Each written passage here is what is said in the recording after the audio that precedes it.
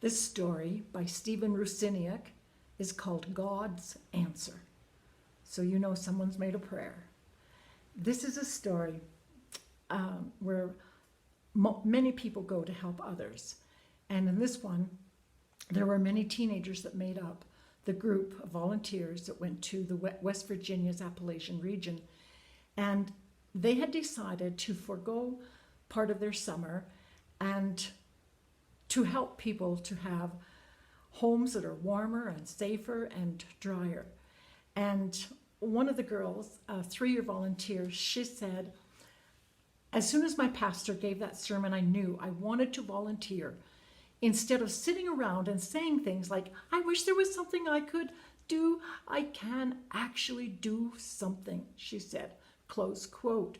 And her brother, who'd been working at these for 5 years, he added to this and he said, quote, I worry about the people who have no roofs over their head and the families who have to watch where they step so they don't fall through their own floors, close quote.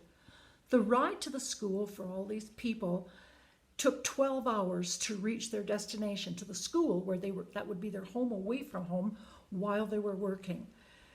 So after their trip and sleep, well rested, they got up and they went to work. And Stephen Rusiniak wants to tell us a little bit about the assignment.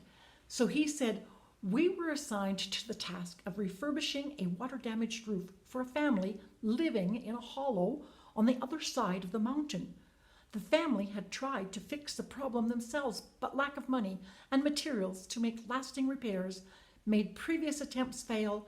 Rain and melting snow seeped through the roof of this 40-year-plus old trailer home and ultimately into the lives of the family below, close quote. The volunteers went to work and they soon found themselves laboring under a very hot sun. And their first chore was to remove the roof.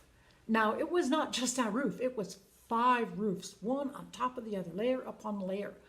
So they took their hammers and their crowbars, their sturdy gloves, their work gloves, their sheer determination, and these, which were mostly teens, began to peel back layer after layer of deteriorated shingles. Also decaying tar paper. Now, when it was all stripped and the damaged sections of the decking replaced, the new wood could then be placed in on the roof and followed by felt and shingles. They were all finally installed.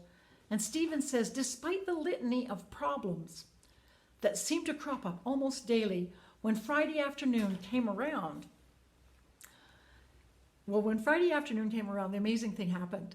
The job was all done, and as if to test it, there was a big rainfall, and the family remained dry, close quote. Later that night, just before returning home, all the volunteers that were staying at that school started talking about their experience, and one roof crew member said, just as everyone was about to leave the job, the family that they had been working for became really emotional. And he said, Charles, the father, was crying. So was his wife, their children, and yet they were smiling and giving us lots of hugs, saying thanks. Charles said he'd been praying for help for a long time, for someone who could fix his roof. He said, finally, this week, God answered his prayers, close quote. The young volunteer looked at his calloused hands. He thought for a minute, and then all of a sudden he said, I was part of God's answer. I guess I started crying too, he said.